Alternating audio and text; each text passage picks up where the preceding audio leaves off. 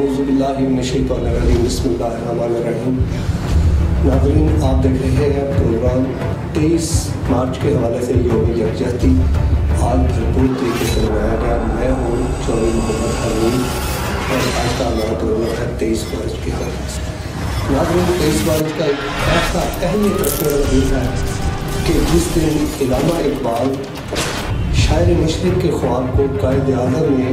अमली जामिया फैलाने के लिए 2 नज़रियाती एजेंडा पेश किया और उसकी बाकायदा कॉन्फ्रेंस मिंटो पार्क लाहौर में लगाई। इस 2 नज़रियाती एजेंडे पर 7 साल उन्होंने काम किया।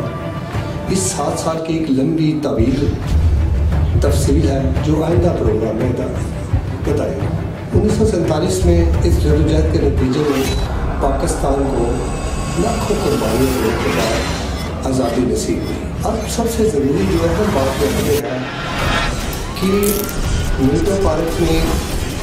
का ऐलान 7 साल की जदोजहद, नज़रिया पाकिस्तान और उसके तहत हमें ये मुल्क खुदादाद पाकिस्तान अल्लाह की तरफ से अनायत हो और इन तमाम सियासी लीडरान की जिसमें कायद-ए-आज़म को क्रेडिट जाता है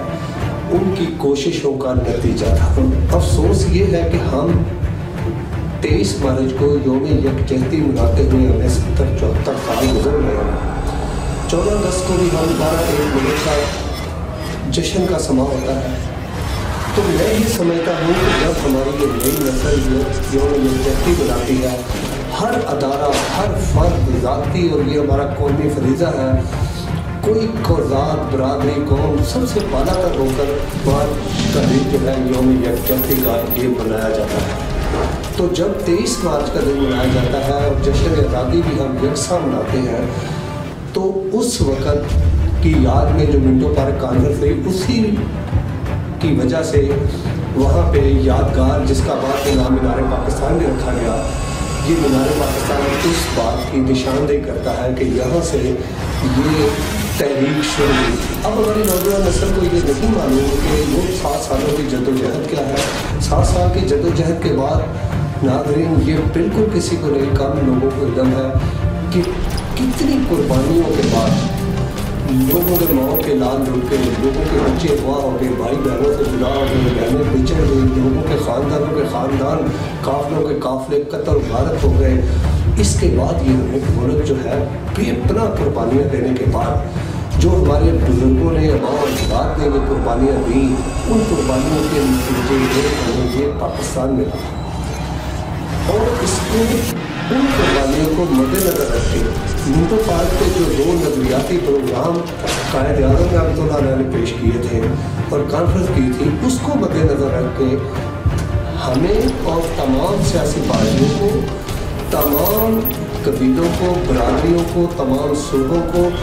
तमाम लोगों को यकजा होने का सबक देती है हमारी यौम यकजहती। जब आज का दिन तमाम लोगों को यकजा होने का सबक देता है तो हम ज़ुबान की हद तक ज़ुबानी यकजा होने की भरपूर ही कोशिश करते हैं।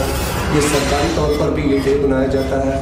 और गैर सरकारी तौर पर भी हर फर्द, हर अदारा, हर कबीला इस फर्द को मनाता है, खुदा यौम यकजहती को खुशियों से मनाता है और बाकायदा इसमें जो है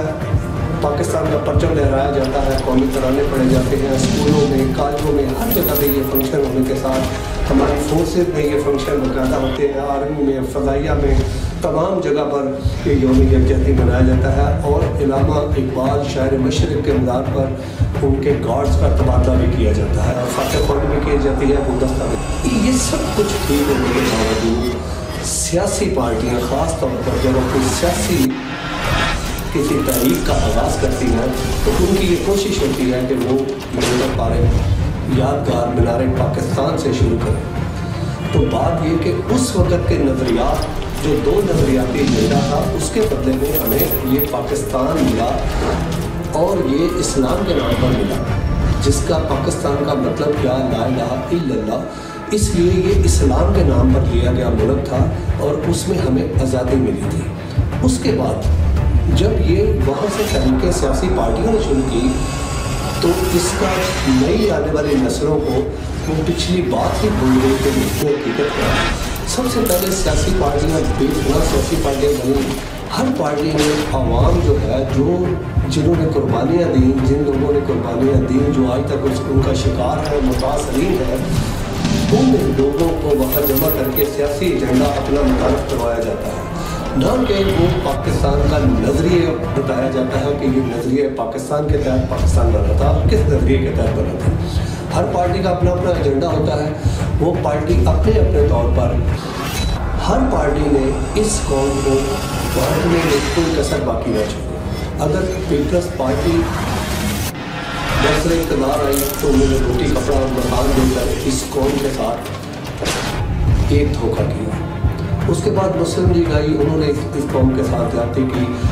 मेरा इस प्रोग्राम का मकसद कतई ये नहीं है कि मैं किसी सियासी पार्टी का एजेंडा हूँ या किसी सियासी पार्टी के एजेंडे को सामने लाऊँ। मेरा मकसद ये है कि जो इस मुल्क की आवाम है, जो मुतासरीन है, जो लोगों ने जो हिजरत करके यहाँ आए, जो लोग यहाँ से गए, जो सब लोग इसका शिकार हुए, जिन कुर्बानियों की वजह से ये पाकिस्तान बना और हम 23 मार्च में यकजहती मनाते हैं, तो हमें अमली तौर पर अपनी ज़ात, बरादरी, कबीला, सूबा, ज़ुबान सब कुछ भूल के, तमाम सियासी पार्टियों के एजेंडे को भूल कर जहाँ पाकिस्तान की बात हो तो हमें यकजा होना चाहिए। अमली तौर पर यकजा होने के लिए नज़रिया पाकिस्तान के साथ इत्तफाक करना और उस पर अमल पैरा होना बेहद ज़रूरी है। और ये जिन लोगों ने, जो मुल्क के अंदर और जो मुल्क के बाहर हमारे दुश्मन अनासर हैं, उन्होंने बेहद इस मुल्क को कमज़ोर करने की कोशिश की। वो कमज़ोर करने की कोशिश की अंदरून जो दीन का काम करते थे, उनको, मुसलमानों को लातादाद फ़िरका वाक़ियत में बांट दिया, बेशुमार फ़िरके बना दिए ज़्यादा। और जो लोग ऐसी जमातों से वाबस्ता हुए, उन लोगों को सियासी जमातों के तौर पर उर्दू में बांट दिया गया। इसी तरह बांटते हम लोग सूबों में पठान, बलोची, सिंधी, पंजाबी कहलाने लगे। ना कि हमें इतने साल लोग यकजहती बनाने के बाद होना तो ये चाहिए कि हम सबको ये सब बातें भूल कर कि कौन पंजाबी है, कौन पठान है, कौन सिंधी है, कौन बलोची है, कौन किस कबीले से तल्लुक़ रखता है, कौन किसकी मज़हब से तल्लुक़ है, मुसलमान, हम लोगों को सब कुछ भुलाकर सिर्फ़ और सिर्फ मुसलमान होने पर फ़ख्र करना चाहिए और पाकिस्तानी कहलाने पर फ़ख्र करना चाहिए। तो मेरी ये अपील है और सब आवाम से, इस कौम से, कि हमें तमाम चीज़ों को एक तरफ रख के, जहाँ पाकिस्तान की बात हो तो हमें पाकिस्तानी कहलाने पर और पाकिस्तानी कहने पर फ़ख्र होना चाहिए, और जहाँ मुसलमान की बात हो वहाँ फ़िरकों को बहुत पीछे छोड़ के हमें मुसलमान कहलाने पर फ़ख्र होना चाहिए। और मैं ये समझता हूँ कि वो दिन दूर नहीं है जिस दिन ये पूरे पाकिस्तान की आवाम जो है एक कौम बनकर उभरेगी, क्योंकि इनको कौम बनने के लिए सिर्फ एक लीडर और रहनुमाई की ज़रूरत है, जो कायद आज़म जैसा हो, जिसने अपने अमल से, अपने तरीके से इस मुल्क को और मुसलमानों को आज़ादी दिलवाई। ऐसा लीडर हो जो इन सब को एक दफ़ा इकट्ठा करने में और मुसलमान कहलाने में कामयाब हो जाए।